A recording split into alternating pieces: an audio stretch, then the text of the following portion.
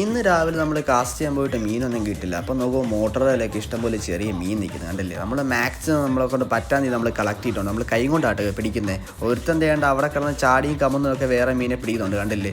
എന്ത് ഇവൻ കാണിക്കുന്നു നോക്കി. അതുകൊണ്ട് നമ്മൾ ഇതുകൊണ്ട് നേരെ ആറ്റിപ്പോയി ഇതുപോലെ എൻ്റെ നടുവിൻ്റെ അവിടെ കോർത്തം ഇട്ടിട്ടുണ്ട്. ഇത് നമ്മുടെ വെള്ളത്തിൽ വീണ് ഇങ്ങനെ ജിഗിൽ ചെയ്തുകൊണ്ടിരിക്കും. അവിടെ പ്രേറ്ററായിട്ടുള്ള മീനുകൾ എല്ലാത്തിനും കിട്ടും. ഫസ്റ്റ് നമ്മൾ ചിരപ്പിയാനെന്ന് പറഞ്ഞ മീനെ കിട്ടിയിട്ടുണ്ട്. നമ്മുടെ ഇവിടെ ചിരപ്പാൻ എന്നൊക്കെ അറിയപ്പെടുന്നത്. നമ്മളതിനെ കഴിക്കാനൊന്നും എടുക്കത്തില്ല കേട്ടോ. നമ്മളെ കിട്ടിയാലേ നമ്മൾ റിലീസ് ചെയ്യത്തുള്ളൂ. രണ്ടാമത് കിട്ടുമ്പോഴത്തേക്ക് കുറുവേ കിട്ടും കേട്ടോ. കുറുവേ എല്ലാ മീനും കിട്ടും.